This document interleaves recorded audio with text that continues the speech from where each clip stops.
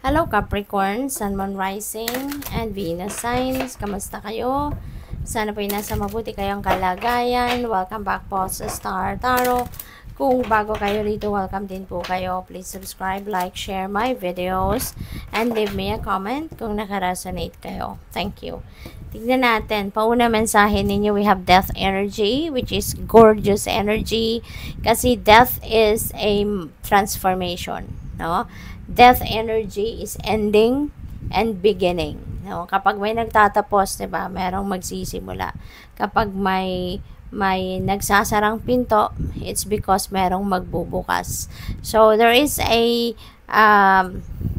ending dito, no? Ending. A situation is coming to an end because you are ready to embrace something new in your life.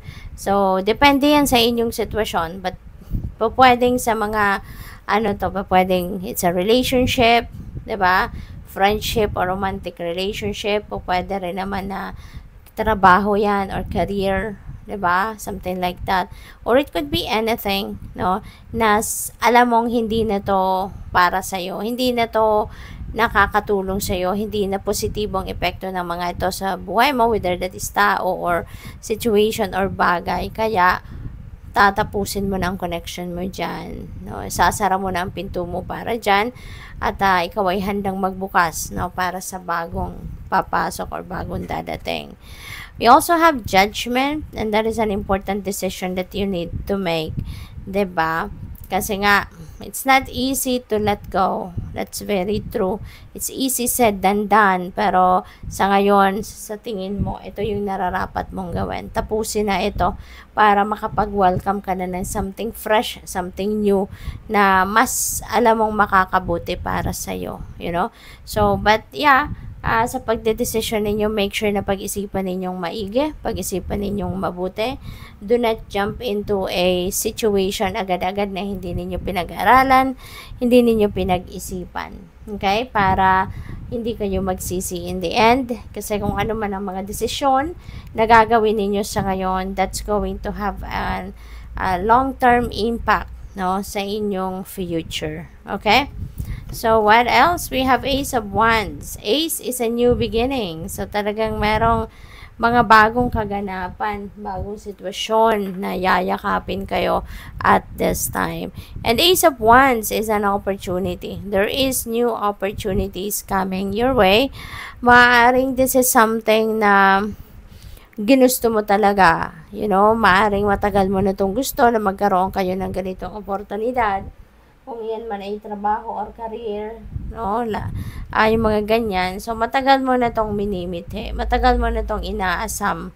Kumbaga, and now it is here. No? So, pwedeng career ito, trabaho, but this is something, no, na magiging masayang-masaya ka or ikakasaya mo talaga.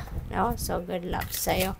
So, tingnan natin kung ano yung mga mensahe pa ni Capricorn. We have renewal. Ayan. So, siguro, you know, you really need some kind of renewal in your life. Kaya, yung pagninilay-nilay ninyo, pagmumuni-muni ninyo, you are definitely going to realize something na, sige na, baguhin ko na yung takbo ng buhay ko. Diba? Parang ito, this part of my life, no, stagnant na, yung ganon. Kaya maaring yan ay babaguhin mo na. Tatanggalin mo na yung sarili mo from that situation, or meron kang tao or bagay na tatanggalan sa buhay mo, yung ganon, no? Kasi gusto mo nang baguhin. Parang gusto mo nang magkaroon ng bagong bihis, kumbaga, ang buhay mo. We have sanctuary. Yeah, kailangan mo siya.